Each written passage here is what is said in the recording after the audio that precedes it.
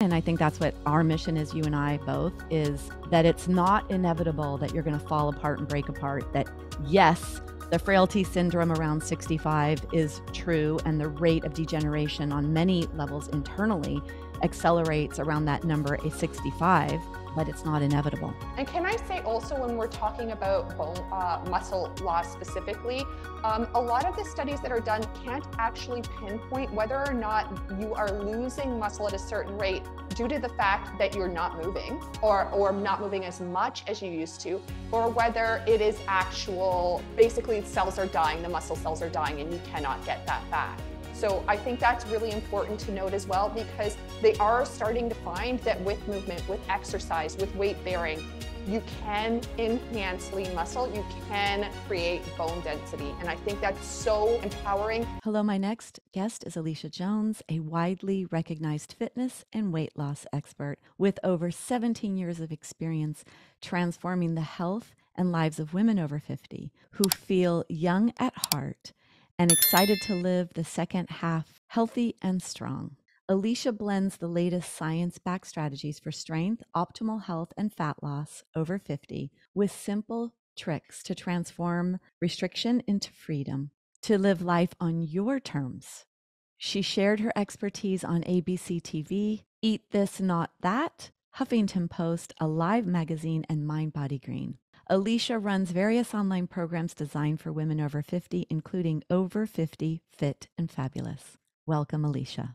All right, Alicia, welcome. So happy to have you with us today. I'm so excited that you've had me, that I'm here. Yes. Very, very looking forward to our discussion, because this is, there's two things that'll build bones. In my platform is bones, or even healthy aging. There's two main things that we need. We need the nutrients, and then we need mechanical stimulation. And today we're going to go into that aspect of what is mechanical stimulation. Why is that important for healthy aging, healthy bones, healthy muscles, and being healthy over 50, or really any age? So let's begin. And let's begin with the aspect of muscles, bones, aging, and give me your thoughts on that. Okay, well, let's first talk about muscle. So what happens with age? We know that after adult age, which for the general population is about 20, that's considered adult age. For every decade that passes, you lose lean muscle. But lean muscle is really, especially when we're talking about bone density and we're talking about staving off osteoporosis, osteopenia, or you have that and you want to maintain a level of bone health, your muscles and your bone have this relationship that are highly connected. Your muscles pull on the bone then has to stay strong in order to not break when your muscles are pulling on it. That's the simplest way for me to put it. And so you have to be working your muscles. You have to continue with this stimulation where the bone is going to feel that something is pulling on it and remains strong. And you have to then continue with your muscle mass. You have to work on your muscles. So if you're losing lean mass with every decade of life, then you better start working your lean muscle in order for you to remain strong, not only with your muscles, but also with your bones.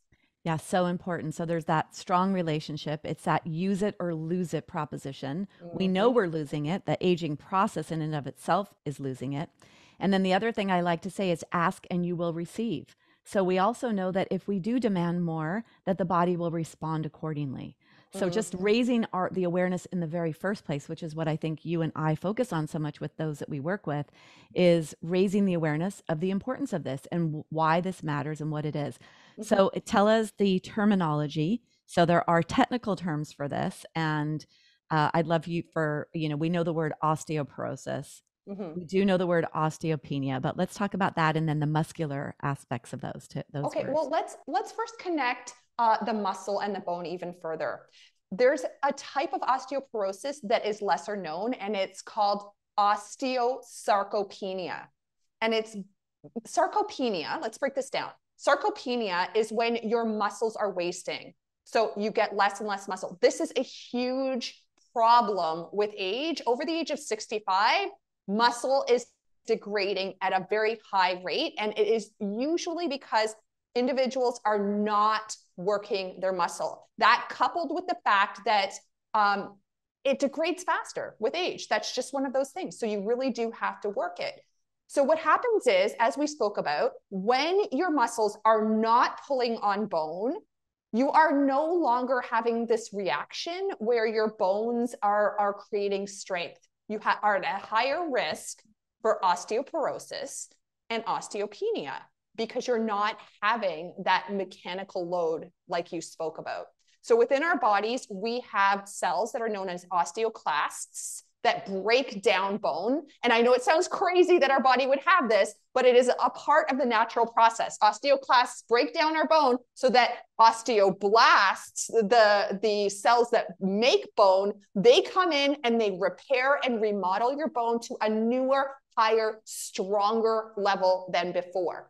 So what happens is that if you are not having this pull of muscle that is then creating a generation of cells known as the osteoclasts in the area, then you're not going to be having the osteoblasts come in, repair muscle, and remodel muscle. You need to have this balance between those two. With age, what happens is osteoclast to osteoblast ratio shifts. So our muscles start to, basically our bones are being degraded by these osteoclasts, but osteoblasts really aren't there to repair. So what we know from newer studies that have come out, longitudinal studies, show that we can actually create osteoblasts, still the ones that repair and regenerate bone. We can still create them with age. It used to be believed that you could not have any more osteoblasts past a certain age. It was basically like, listen, you've got a certain amount of bone, that's it. You cannot repair, you cannot do anything else after a certain age.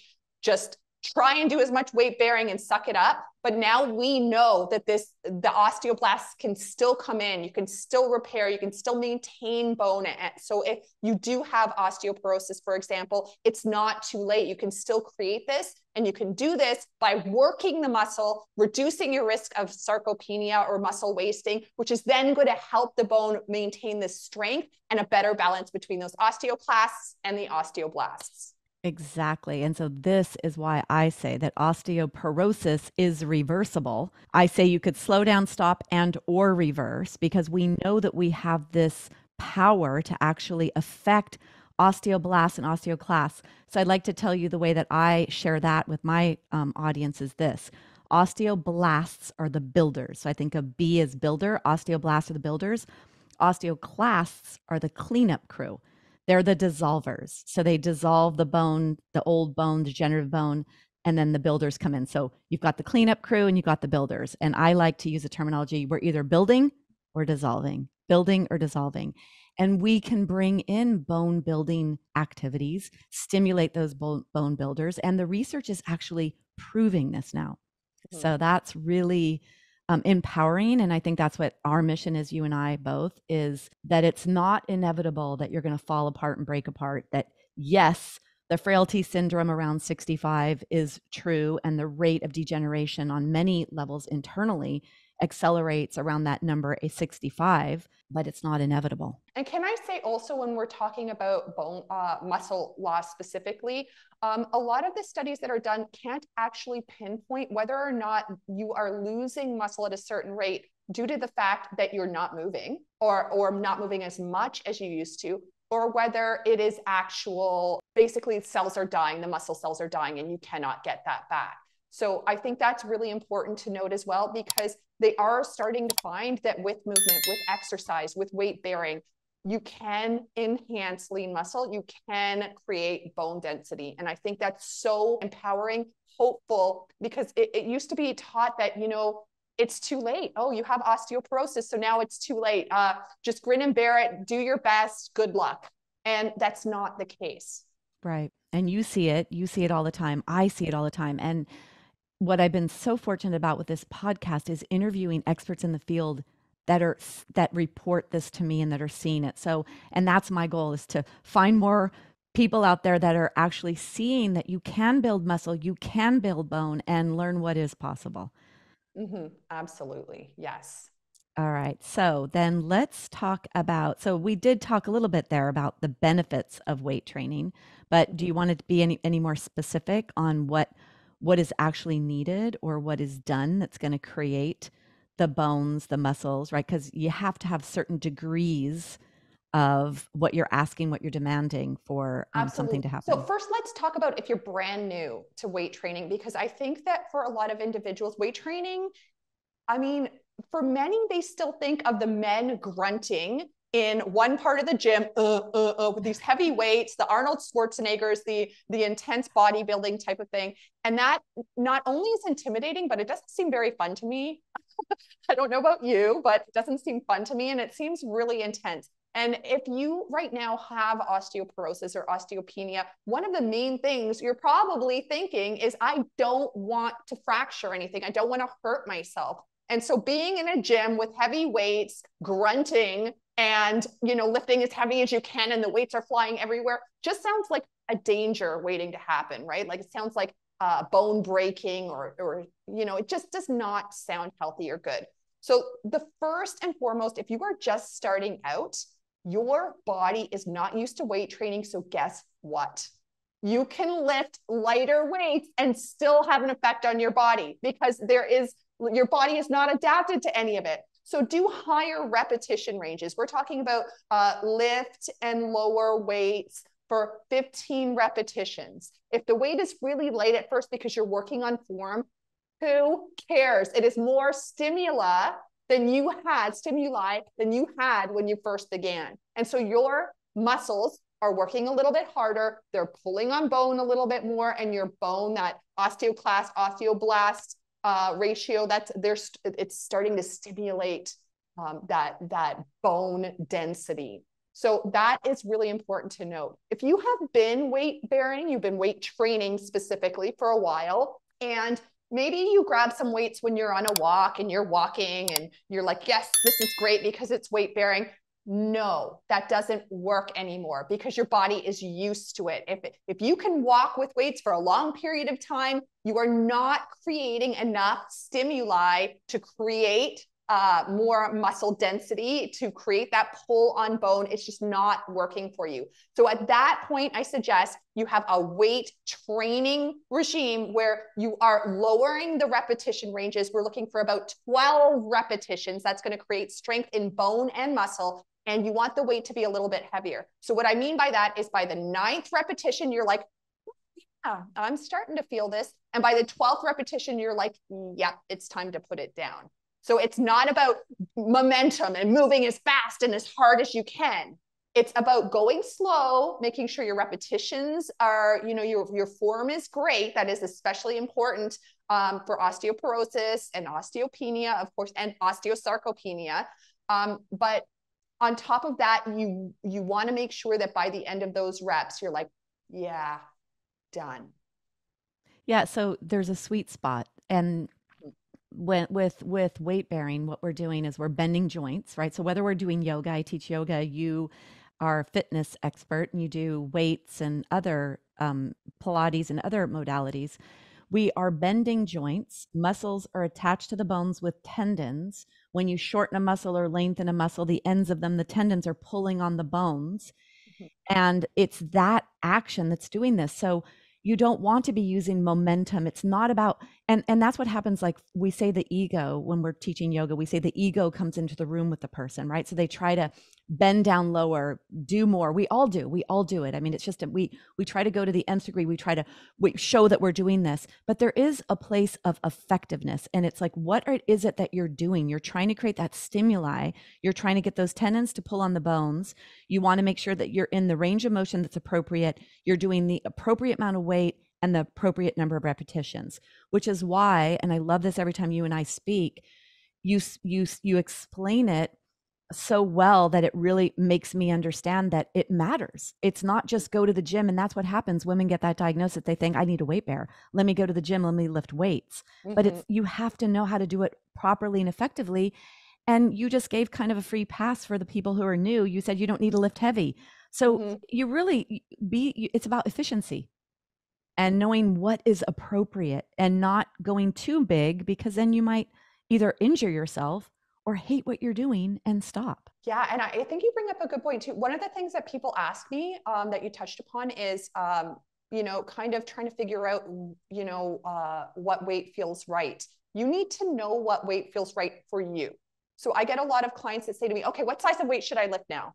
What size of weight should you lift depends on you. So like I said, it's finding that Goldilocks effect, actually. You don't want a weight that's too heavy. You don't want a weight that's too light and it feels like you're not doing anything. You want a weight that's just right. And what that means is that by the time it's time to put it down, you're like, my form is still good, but yeah, I'm feeling it now. I'm going to put that down. And that is the just right Goldilocks effect. You want a weight that feels right for you, not what size of weight you think you should be lifting in order to get that bone stimulation. Okay, so then could we say like let's pick a scale of 100. So there's a scale of 100 in terms of percentage. So depending on how many ever reps you're going to do, when you start to do your exercise, your movement with weights, at what percentage point should you start? Like you made a little comment earlier, like at 9, if you were doing 12, you should start feeling it. So would you say that when you get to like that 70-75% range, you should actually start to feel this? This should not be an easy thing, but that up to 70 point, it should be fluid so that you know you don't have too much weight, but then you have enough that at that 70, maybe 75%, the last part, the challenge is there, exists. I'm glad you brought that up because I actually have a freebie that tells you what size of weight to use, and you can actually do the little workout to find out. The gist of it is if you get to 18 repetitions or more, that weight is way too light. That's like you're lifting less than 50% of your body's ability to lift. If you can get to the exact amount of repetitions that you're looking for, it means that you don't really need to shift your weight. You're at about 80% of your strength, and that's perfect. That's what you want. And if you're getting to like maybe 6, but you're aiming for 15 repetitions or 12 repetitions, if you can only get to 6, that weight is too heavy. You need to fluidly be able to get to your 12 repetitions, or if you're just starting your 15 repetitions. And then that last one, you're like, yeah, I want to put that down. That's about 80%. Okay, that's great. Well, we're going to share that in the show notes. I want you to share that because that's a really great thing. Yeah, it's making, you got to use stress appropriately. Got to use stress as your friend.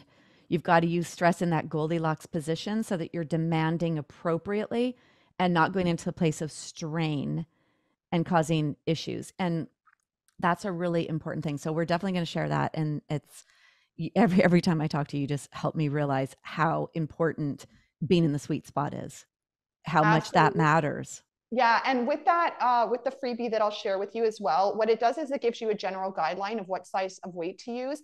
Here's the thing, usually when people are starting, there's a lot of intimidation around weights. We talked about that. And I completely empathize and understand, because if you have osteoporosis, you don't want a break. And so what ends up happening is that there's a lot of intimidation or trepidation when it comes to lifting the size of weight that is recommended at the time. It might even feel like it's too much. Then don't do that. You've got to find and gauge what that Goldilocks effect is for you. This is just a general guideline. Yeah, you got to be smart. You got to come in and you've got to bring your mind into it. And that's one of the things I say is my goal is to help you be your own yoga therapist, your own physical therapist, your own physical expert trainer so that you actually can gauge what's appropriate. I mean, this is the package you have for the rest of your life. And you want to take care of it for how many ever more years you're going to be in that package. So learn what's appropriate, just so when you're not there with your trainer or your yoga therapist that you'll be able to do that. Okay, so that brings me then to some other, because you kind of touched on this a little bit. Let's talk about contraindicated movements or exercises. Mm-hmm. If you have osteoporosis, osteopenia, osteosarcopenia, and even some of what maybe should be considered if you're past the big 50 mark. Okay. And I'm even going to say not even the 50 mark, forever in life, whatever age you are when you're listening to this, because honestly, there are certain exercises like crunches that I highly suggest you don't use. And I think Debi, you're in agreement with me when it comes to the crunches and not doing crunches. Um, and it is because you have one, it's incredibly hard on your low back, your lower lumbar. It's just excessive force on the low lumbar. You've spoken to the fact that that is one of the areas where the most breaks happen is the low lumbar. And when you are constantly in this forward flexion, not just once, but the assault is over and over and over again, it is a disaster waiting to happen, not only for osteoporosis and osteopenia, but let's talk about, at whatever age, we're talking about disc bulges or, disc issues in general. It is not an exercise to be doing. And we won't even get into pelvic floor because I know that's not what this podcast is about. But for many over 50 or over 40, especially if you've had kids, it is an issue where if you sneeze and you leak a little bit or laugh and you leak a little bit, stop doing the crunches. Crunches are bad in general. Yeah. Okay. So for osteoporosis, 50% of all the fractures are in the front of the spine. People don't always know that, but it's the front of the spine. And it's the place right below where the heart is to right where the belly button is. It's the 5 lower thoracic vertebra and the top 2 lumbar. And when you're crunching, you're actually pushing on the front of the spine, which is the least stress resistant part of the vertebra. So they've actually done studies on vertebra where the back of the spine is stronger than the front. So yeah, crunches, we all grew up doing crunches. And what's really interesting about that, what that actually means is that we're flexing our spine. It is a forward fold position, which is really what's the biggest and maybe one of the only, not necessarily only, there's some, counterindications with rotation in the spine, but really the forward flexion of the spine is the no-no. And whether or not you have osteoporosis, because that's where people end up. That's where spinal wedge fractures occur. And there's like 1.5 million a year in the spine, or some really large number. And it's probably even higher at this point. So really that raised awareness around bending your spine forward. So whether you're standing and do it, whether you're on the ground doing it, don't do it. You know what? You bring up another great point, because do you know the part of the body, the bone part of the body where it is most reactive to weight training? It is the spine. Yeah, I would think so. You could be doing something like squats, and it is your spine that is reacting. Don't get me wrong. The bones in your legs, your feet, the bones in your entire body are getting some of that, but your spine is the one that's really stimulated when you're doing weight training exercises. So I just wanted to add that there, since we were talking about the spine being a major area for breaks, right? Well, and it's also one of the most important areas if you have osteoporosis. It's one of the places that the DEXA scan reads is the lumbar spine. So that's great to know, because then with weight training, and I'm going to say yoga is self-body weight training. When you're doing weight training, and if you're stimulating spine, that's great. So you could be targeting the hip, you could be targeting the pelvis, the legs, yet you get this benefit if there's so much stimulation in the spine from whatever you're doing. So yeah, that's why it's important to do something. Yep. Okay, which brings me to another point, because you were talking about what's contraindicated. It's not contraindicated. You should absolutely do it, but walking, if it's the exact same walking route you've always been doing, it's not contraindicated, but you need to start adding a stimuli to it. So just like weight training, you would change the size of weight. Just like with yoga, maybe you're doing a plank, you're holding it for a little bit longer, if you can do an extra second or something like that. You also have to shift up what you're doing with your walking.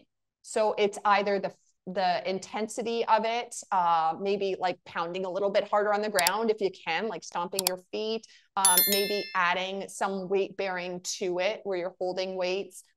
Maybe it's the time that you do starts to increase. It's frequency, intensity, time, and type. You've got to do this in order to change the stimuli on your muscles. You got to switch it up. You have to in order for your bone to respond. Oh, I love that. So frequency, intention, time, and type, you said, right? Frequency, intensity. So that would be the amount of, like, so stomping your feet instead of just walking, or adding weight So there are amazing and really comfortable weight vests that you can have on that are, you know, just a couple pounds extra. You could go a lot heavier if you want to. So you could wear a weight vest, maybe hold 2 grocery bags as you're walking. I don't know if you really want to do that for a long period of time. I know I don't love doing the grocery bag thing, but you could do that. You just want that intensity. So it's frequency, intensity, time, and type. Those are the ways that you can change your bodies from not adapting to what you're doing. Yeah. So the way that the stress response works is you have a stressor, you have a reaction, and you have adaptation. So that's how you make stress your friend. And whether we were talking about lifting weights that are too heavy, that would be too much of a reaction, and there wouldn't be the ability of the body to adapt. And you're bringing that up now with, if you have the same thing you're doing, you need to keep adding on. You need the stress. So when you're walking, you're pounding. There's a force that goes up through your body, piezoelectricity, that goes up through your body. And then you need to modify that. So one thing about weighted vests, this weighted vest is a really interesting topic to me because I know a lot of people go out just to buy it thinking the weighted vest is what's going to help. It's using it appropriately because most of the fractures are in the spine, and most people don't have good posture or postural awareness or spinal joint awareness. It's not just about putting on extra weight. It's about putting it on in the correct joint aligned position. You have to have proper joint alignment to minimize wear and tear in the bones and in the joints. You also, that's how that osteogenic load that's going to create, especially for compressive force pushing the bones into themselves, that osteogenic load, you need to be aligned. So if you are going to wear a weighted vest, you need to make sure that you're in this proper aligned position so that that extra weight doesn't come forward into the front part of your spine, contributing to those compression wedge fractures. Yes, and I think it's what we spoke about as well with the amount of weight that you're doing. Like, never would I suggest, hey, here's 45 pounds. Why don't you put this on? And it's great. This is wonderful. No, I'm talking about, like, again, if you're just starting out, a 2-pound difference, something like that. You also, with a weight vest, want to make sure that you are placing the weights equally in the front and the back, if it is one of those ones that has compartments in the front and back. And most weight vests do. My weight vest has one that's in the front and back. So for example, and it has little bean bags actually. So for each bean bag, which is 2.5 pounds, I would say, okay, well, I'll put 1 bean bag in the front. I'll put 1 bean bag in the back. That's enough. You've got it equally loaded. You've learned how to stand tall, have perfect posture. And there you go. You are equally loaded and ready to go. Okay, that's great. Okay, so another counter-indicated movement, rotation, spinal rotation. What do you have to say about that? Okay, so I think that my issue with giving my clients spinal rotation is more in the fact that when people think it's time to rotate, they go all out. I mean, they're like, yeah, let me rotate as much as I can and twist. And we were talking about this before we began here today, that one of the exercises, so if you are watching the video, I will show this here. One of the exercises that people do in the fitness world that absolutely makes me cringe every single time is the Romanian twist. They go all out though. So they'll either lift their legs like this, they'll hold themselves here, they got a medicine ball or something like that, and they're twisting as much as they can, and they're all over the place here. Or they have their feet down like this, and again, they're twisting. And I can't even watch it because the force on the spine just makes me cringe. It's an accident waiting to happen. And a lot of times, as you saw me, I'm rotated forward during this exercise, twisting. So there's usually hunchback, twisting, rotation, feet are in the air. Where the heck is your body positioning? And that is beyond contraindicated. Why you would want to do that to yourself, I just cannot imagine. A little bit of rotation is okay. The way that I like to see it, this is a Pilates thing more than anything, is that you do a gentle turn leading with your shoulders. And then in that position, you can take a deep inhale. And then as you exhale, allow your core to bring you just a tiny bit further if it feels comfortable. And that's it. That is it. And then you bring it back to center of the other side. So if you are trying to get extreme rotation, extreme force rotation, so you're adding medicine balls or you're twisting at a higher speed. There's no form. There's a lot of shear force on your spine. And again, it's another break waiting to happen. And you're not doing anything beneficial for yourself. What do you think? Yeah. So yes, I think that there's a lot out there that says do not rotate, yet rotation is the way to strengthen the vertebra better than anything else because the multifidi muscles, they're like shoestring muscles that are in the spine that are attached to the vertebra from many different angles. So when you can pull on the bones from many different angles, you're going to get more bone stimulation, stimulate those bone builder cells. The thing is that the lower back doesn't have the joints for rotation. So the movement you were doing fast side to side with a medicine ball or something going side to side, the middle part, the thoracolumbar, where the middle and low back meet, is where a lot of that's going to happen, and that's going to put force in the lower lumbar spine that can't handle it. So with osteoporosis, we want to really create stimulation from rotation in the thoracic spine where all the ribs are attached. And so these 12 vertebrae with 12 ribs, they don't have a big range of motion. So what you're saying is when people come in and they're trying to jam, the big range of motion goes to the wrong place. But the way you described it, where you enter into the rotation with inhale, and then when you're in it, so actually the parasympathetic nervous system innervates the thoracic spine or the spine period. So with that exhale, you're stimulating the relaxation zone. You are finding it, you're being very present moment and intentional. So you can actually feel, okay, this feels good. Exhale, exhale, exhale. This feels appropriate. And when you said to lead with your shoulders, you're actually taking your upper torso and bringing the rotation there, which is what we should do. That's what we want. We want the thoracic to get there. So I'm all for stimulation through rotational forces, and especially if you have osteoporosis, I think it's really important to do it. And there was one random study that I believe the Mayo Clinic got a hold of that said it was counterindicated. And then a lot of the people out there, a lot of the physical therapists got a hold of that information as well. And they say, do not rotate. Well, I do have to say though that I wouldn't just give it like if it's somebody that's in one of my programs where we have a Q&A and the workouts are pre-designed, I would not be giving rotations to them. And the reason being, you do need an expert to guide you through at first because it is easy to over twist. It really is. And it could just be one day, like you said, the ego just happens to be there. And you're like, oh, I don't feel this though. I want to feel this. And you push a little bit harder. Or it's like, I should be getting better range of motion now. And you push a little bit harder. Or your form is off. Like you need somebody to actually understand what you're doing, watch what you're doing, and understand those degrees of motion. I do have a few workout videos where I am doing standing ab work and I am just leading with the rotation. But even in the videos, I am barely moving and I really explain that. I think that's the least dangerous to be doing if you're not really forcing it. And it is really leave the ego at the door and get an expert that can help you and at least watch you one time or two times to really understand that your form is great. yeah, you're so right. And I'm sure you work with a lot of people through Zoom that you're not physically with, or even when you are physically with them. And I do as well. And I'm always amazed. There's so much instruction that I need, especially with rotation, for them to get that length in their spine, that slight extension.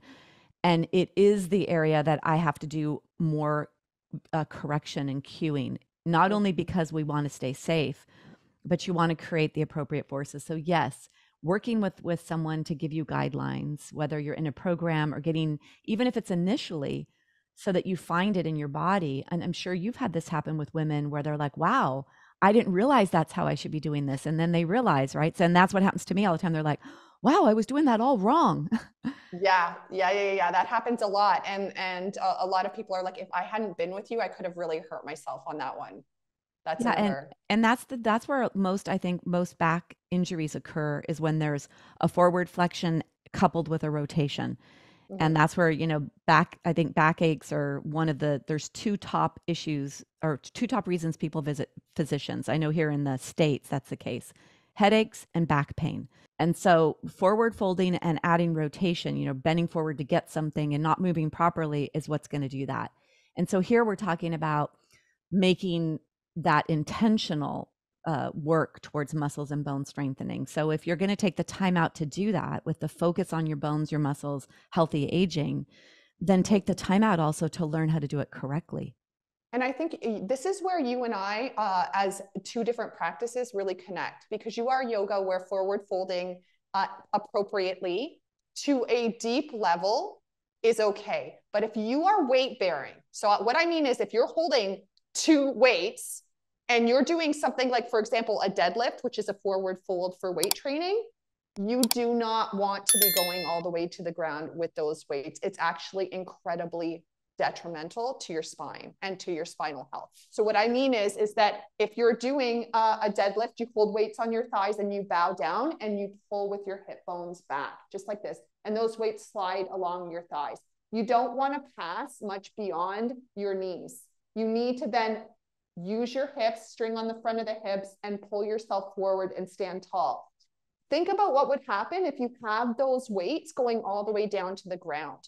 The part that is the most difficult when it comes to lifting weight is if you were forward folding and they physically touch the ground, gravity is at its strongest then. You're trying to pull up that weight, you're in a bowed down forward position, and you're lifting heavy weight as you're trying to come back up. It is too much for your spine. Your spine was not meant for you to do a forward fold in that position. That's why with proper lifting, for example, when you're lifting a box, is to bend the knees a lot and lift yourself up when you're doing that, because you need those other bones and muscles to be helping out. So in yoga, when you're talking about that, you could get people way down into that forward fold. In weight training, you do not go down to a full forward fold when you are lifting weights. Well, actually, I don't teach forward fold in yoga. So, I mean, I Ah. had my own hip issues in my 40s, had a total hip replacement at 51. And I've been teaching to the 50 plus crowd since 2010. I do not teach forward folding. Forward folding needs to happen at the hip. You just gave us a beautiful example of that. You kept that neutral spine and you flexed in your hip joint. There is a point where the weight of the torso and the head will become too much for just the hips and the leg muscles and the glutes to manage. And then the spine will take over, which is what you're referring to there, which was great how you showed us that forward folding with the hands there. Yeah, I don't teach any forward folding. The forward foldings I do in yoga therapy for osteoporosis is on the ground, stretching your legs where you're flexing the hip deep.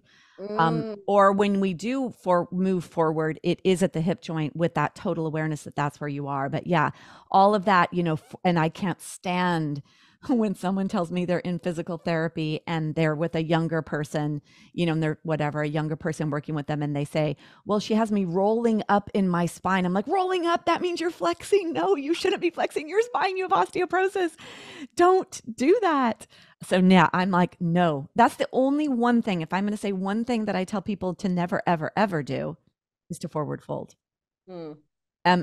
But when we come into chair posture, when we're doing that deep hip flexion, it is hips. And I'll be in a kneeling position and teach them how to forward fold towards the ground from kneeling. But so this is the way I describe this, because I'm super visual and I like to teach visual cues. Imagine you have raw eggs in your hip crease. And so as you are forward folding, like you just did with the weights on your thighs, crack the eggs. Let your low belly come towards the top thigh. So it truly is the hip joint you're compressing, and try to crack the raw eggs. At some point, the eggs are already cracked.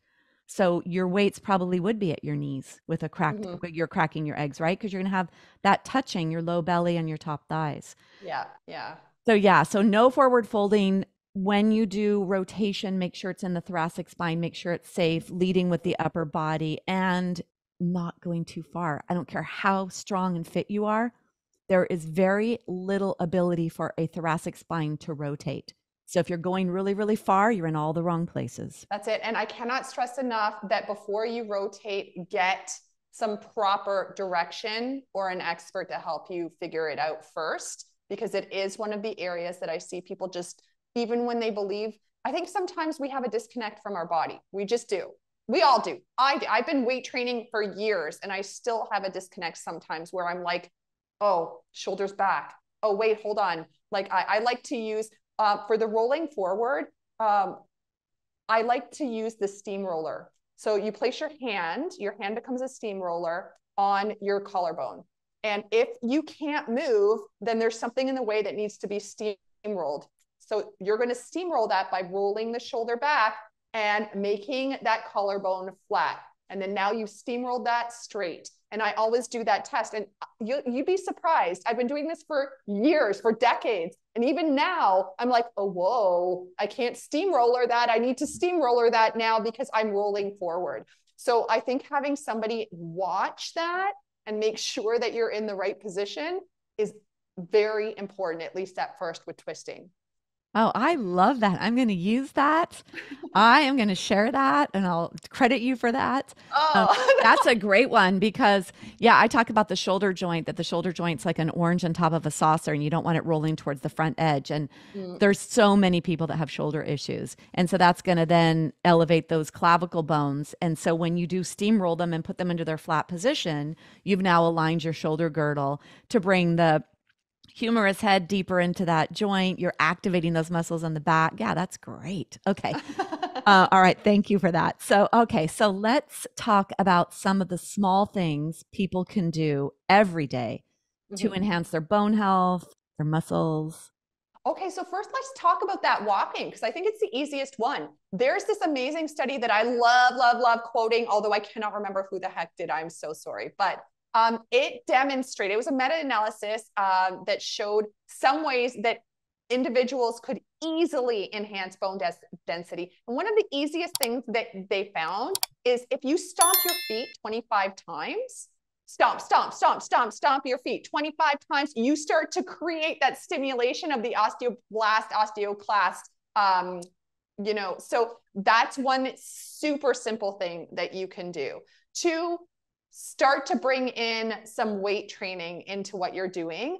And some of it will be weight bearing. Like, for example, the best core exercise you can do doesn't take any twisting. I know you do it in yoga too. It's the planks. You can do a plank elevated using a countertop. You can easily just do a couple of seconds doing the plank, deep inhale. And as you exhale, you want to pretend you're breathing into a balloon. You know how when you breathe into a balloon, it's forced because it's tight at first?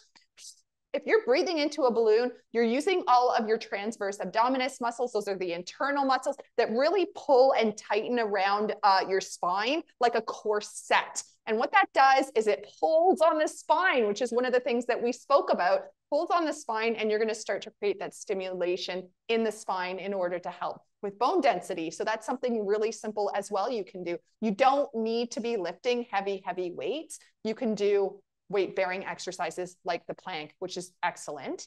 Also, it's really easy to just take a couple of weights that are light and place them under your desk or by the sofa.